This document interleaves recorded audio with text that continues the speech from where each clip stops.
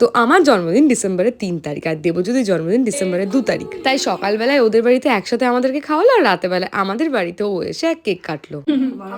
সবাই তো আগে চলে এসেছিল, তারপর বিকেল এলো পায়েল। আমার ঘর গোছানো দেখে তৃষার এটা রিয়াকশন ছিল। তারপর গল্প করতে করতে গিয়ে দেখি একজন নাম না লিখে আমার জন্য একটা কেক আর কি সুন্দর ফুল পাঠিয়েছে। খুব এক্সাইটমেন্ট নিয়ে দেখতে যাচ্ছি কে কি পাঠালো।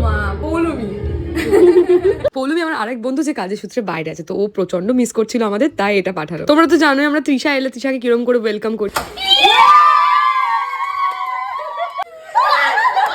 সারা বছর আমি আমার কাকির বানানো এই কেকের জন্য অপেক্ষা করি। যারা নর্থ কলকাতায় থাকো তারা একবার ট্রাই করো, তুমি যেভাবে চাইবে সেভাবে তোমাকে কেক বানিয়ে দিতে পারবে। 91032657 আবার বল 9103